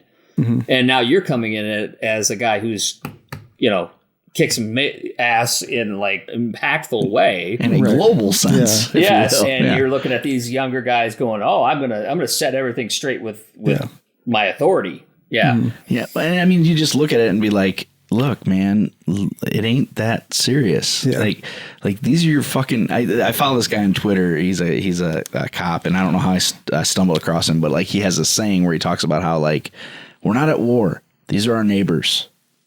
Like you don't go to war against your neighbors. That's not our job. That's not. And you're like. And I've been around. I know a lot of different types of people. Like, I've interacted with artists and police officers and military and like all these different people through all the multitude of careers that I've had. Right. And this guy in Des Moines who looked at his butthole. Yeah. I mean, that wasn't in Des Moines, and I paid extra for that. But like it was, you hear people and the way that they talk about things, and you're like, dude, like, settle the fuck down, man. Yeah. Like that is not like, it is not that. And you hear cops talking about things like it was like fucking World War III, and you hear fry cooks doing the same fucking thing, and you're like, guys, like, get some fucking perspective. I think with the younger generation too, I think just communication skills in general, because nobody like talks to anybody anymore, right? We don't talk on the phone anymore. We don't talk to face. We use apps to communicate. Some dumb motherfuckers have podcasts where they just scream out into the void. I resemble that remark. We say things to people on social media that we would never say to their faces. That gets you right in the mouth. Right? And then you see people that, I've noticed younger people that I work with, that the way they communicate with other people, it's like, I mean, makes the hair in the back of my neck stand up. Like, dude, do you know who you are? Yeah. Like, it ain't who's coming out of your mouth right now. Yeah. Like, I mean, you see that everywhere. But we have to admit there's some enabling of that at some level. Also, even if we're talking professionally, sometimes there's an enabling of that. But oh, sure. I also, some of the people that you were working with, they went through the 2000s, but only as an observer. Right. And so, it's for them, it's not even visceral. It's there's no experiential background to where they're coming from on that worldview of fixing things. Right. Yeah. Yeah, I mean, and I think that's a big problem with our society is everyone's an observer right now, but yet they think they know how everything works. Yeah, everybody's like, everybody's an expert, but most people don't know anything. Yeah. Yeah. Everybody's with the whole Israel and Hamas thing right now, everybody is an expert on. Mm-hmm. Yeah, it's like, hey, bad news for everybody. That is an area that's been at war for 2,000 years. Yeah. It's a fucking mess. Yeah. We're not going to fix it with a conversation on fucking on The View. Yeah, your quick hot take on a meme. It's not going to fix it. Right. Yeah, right. If you could leave anyone with like a snapshot of what you think would summarize who you are and what you've done, what would that be? Gosh, that's a really good question. Yeah. It's a deep dive, yeah. You should have told me that a couple of days ago so I could start thinking about it. But see, that dilutes the question then, What means the most to you? I think more than anything, just knowing people know that they can count on me, right? I think that's like the greatest. No, that's awesome. That's like the greatest compliment that you can give somebody. Like, yeah, I agree. I have this really crappy thing we're going to go do. Yeah. And I know you'll do it. Yeah. And I know you'll do it really good. So I want you to do it with me. Like, I think to me, that's like, that's like the greatest compliment. You know what I mean? That's so perfect because that could be like flying a fucking dirtball terrible mission or going to a choir concert that your kids are putting on with your wife. Like it encompasses everything. Like it really does, man. That's good. Yeah. That's really like are you self-aware. Sure you don't want to go back and do the U of I thing? Because that's the same deal. I mean, bros for life. Well, I told when we were looking for jobs after I was a ranger school instructor, I was looking at ROTC jobs and University of Iowa was available. And my wife was like, nope. I mean, to be fair, you'd want to kill yourself. Like it would be fucking terrible. I do not envy being a recruiting guy or a ROTC guy. Yeah, and especially ROTC because look, if you're gonna go in the fucking military, you go in the military. Yeah. If you're not, but want to pretend like you did, you go ROTC. Yeah. Like, especially if you're at U of I. Right. If you're a fucking adult. Dude, you're here to party, okay? But if you're an adult, why the fuck do you go in the ROTC? At the very least, join the fucking reserves. If you're at Iowa State and you do ROTC, you're an aerospace guy. So, yeah, but you can do like the fucking Air Force reserves. You can do a lot of things. Right. You can do things where you're actually doing a thing and not just standing by a fucking flagpole alternating. You get your week. Engineering degree. That's what you get. Yeah, that and a fucking funny jumpsuit. Like here's your navy blue clothes that you wear to everything. Like that would have been misery for you. You would if there's any part of you that thinks calm the fuck down with the people you're dealing with now. You could be there. You could be there. Yeah. That would put things into real perspective. All right. So look, man, we don't want to keep you any longer. This has been fascinating, and 100%. I mean, it's Veterans Day. I mean, we'll obviously, thank you for your service, but thank you for telling us what that service means, and what it was. I mean, because that it's something that's thrown around, and for me, it sometimes is like, thank you for your service, but I don't know what that service was. Right. So, and I saw like a Facebook article, and it said like younger generation doesn't know how to react when someone says, "Thank you for your service," and I still like. It can be awkward sometimes, right? And I think that when someone is saying like, thank you for your service, I think it's a nice way of saying, I don't know what you did. Right. I know it sucked. I'm glad that people like you that do it, that I don't have to, you know what I mean? Right. Like, so it's a catch-all. It's a nice way of like saying. It is, but I feel like what you're saying, I mean, we were, like the 80s is a point that we're in now, where we were in between anything that anybody, it was like, okay, we had World War II, we had Vietnam, and then we had the 80s. And then we had, the 90s, 2000s, 2010s, and now we're back. And so when young kids say they don't know what it means, they don't know what the big conflicts were. Right. Yeah, and a lot of times, like, the thank you for your service is spread out to a lot of different types of people. Right. In some cases, there really wasn't any, so like it kind of dilutes the message. So normally, like, honestly, we end the show just simply by saying, thank you for what you do. I don't feel like that's quite accurate. I think the best way for us to end the show today, Tom, is to say thank you for what you've done. Because, like, really, I always used to joke, like, people, like, my grandpa would always say, go join the military. It'll pay for your college. I'm like, I'm a pussy, Grandpa. I can't do that. I don't like being told what to do. Right. And I have a very low threshold for any kind of misery. Right. So I can't do that. Yeah. Well, see, for me, it's the former. I was like, no way. I can't tell it. No, I can't do it. Yeah, nobody tell me. I don't want to do it. That's why I'm an actor. I'm sitting here, but then I have a director telling me what to do. So what do I know, right? Yeah. But I mean, really, it's in a fucking climate controlled environment, and there's rules, and right? No, but I mean, Zach's exactly right. I mean, thank you for what you do, but telling us what it is you do to thank you for it. And I know that this isn't the type of conversation that people love to have. So I really appreciate you coming in here and doing this. And I did tell Tom, I was like, hey man, look, if there's shit you don't want to talk about, give me a list before we come in. And the motherfucker was just like, nah. Let's get into it. I want to get into it. It's important to me, and so I really appreciate you being open, honest, and vulnerable, and everything that made this an awesome conversation. Well, I got that list. It said Paw Patrol. I don't know what that means. But I do think that this is a very unique conversation. Like, this is very different from anything we've had so far. Absolutely. And I think that people are really going to enjoy it. So, man, thank you so much for what you've done, and thank you for coming in and talking to us today. Yeah, thank you, Tom. Appreciate it. Thanks for having me, guys.